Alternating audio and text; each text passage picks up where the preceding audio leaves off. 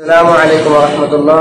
আগামীকাল 3 মে রোজ শনিবার বাংলাদেশের ঐতিহ্যবাহী ঢাকা সোহরাওয়ার্দী উদ্যানে বাংলাদেশ হেফাজতে ইসলামের পক্ষ থেকে একটি বিক্ষোভ সমাবেশের আয়োজন করা হয়েছে। আমরা সকলের স্থান থেকে সকলের সাথে বন্ধু বান্ধব যে যেখানে থাকবো, সকলের ধর্ম বর্ণ নির্বিশেষে আমরা এই সমাবেশ সফল করার জন্য চেষ্টা করবো ইনশাআল্লাহ।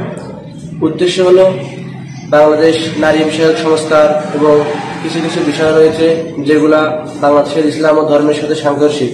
এই বিষয়গুলা আমাদের অন্তর্বর্তীকালীন সরকার যেই বিষয়ে রায় দিয়েছে, আগামী 3 মে এর আগ পর্যন্ত যদি এই বিষয়গুলা শুধরায় না আসে, আগামীকাল সমাবেশ থেকে আমাদের মুরব্বীরা আকাবিররা যেই কর্মসূচি দেবে ইনশাআল্লাহ আমরা সেই কর্মসূচি পালন করবার জন্য চেষ্টা করব।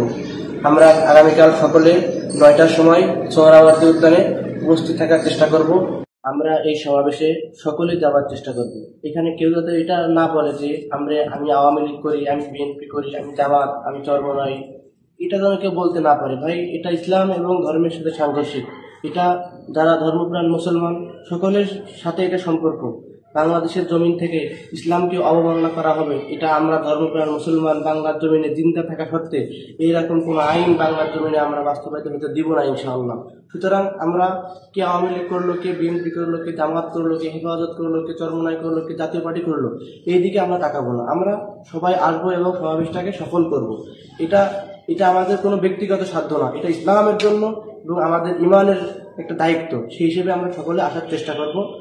আজ ঈশার নামাজ পর আমরা নোয়াপাড়া অভয়নগর থেকে ওলামা ইকরামের নেতৃত্বে ঢাকা সোহরাওয়ার্দী উদ্যানের উদ্দেশ্যে রওনা দিব। আপনারা যারা যেতে চান আমাদের সাথে যোগাযোগ করতে পারেন ইনশাআল্লাহ।